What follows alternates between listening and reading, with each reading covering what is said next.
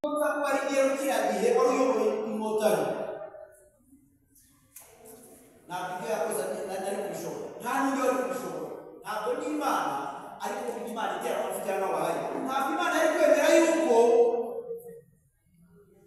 u Rwanda rusubira kuko ngewe bati ari njye uyoboye inkotanyi kijya gihe u Rwanda rwagusubira mu icuraburindi ndababwiza ukuri nawe uciye hamwiza ko uyoboye u Rwanda rusubiza mu icuraburindi ariko Paul Kagame ureba kure muze kureba kuri status yanjye urebe akantu nashyizemo nashyizeho akantu kavuga ngo muryame musinzire murarinzwe kubera buriya mujye mukurikirana speech za papa wacu tonto wacu muzee wacu byose nta jambo riye rigenda ngo nyirisobore yaratubwiye ngo muryame musinzire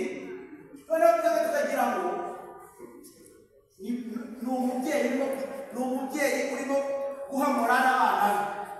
ariko ejo bundi ubwo batwasaga abantu muri Kongo isasu tukabimira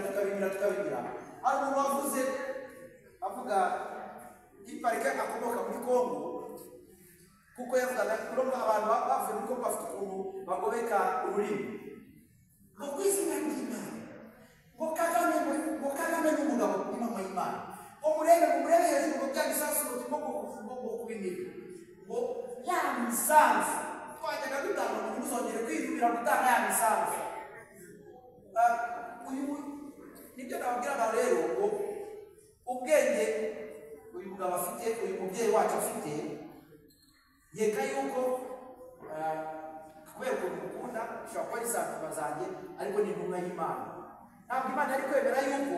gusubira muri rya curaburindi Saddam ayoboye igihugu Berama ayoboye igihugu cyangwa se undi wari wese navuga amazina andi hafi cyangwa wari undi wari wese Kagame yatuje kwigorera koko ni abantu mwe kiriya gihe nzi mama wanjye yari muri iki gihe yari hano nzi neza ahantu agaramiye shagahora niyo ntera hamwe ubwo iyo roho mutagatifu nayikura he ariko ngewe uyu munsi ndayageza nkabona ibyiza yankoreye kuko ibiganza byanjye nta maraso y'inzirakarengane icyo gihe nanjye nari gukora amaraso y'inzirakarengane nari umusirikare mfite nanjye kuba nako ariko igitsure muze yari yagishyizeho ati subutu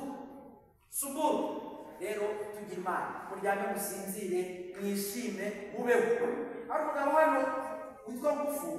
akwira ko tumira mu baho ntabwo mubeho kagabara nta kintu nakongera urakoze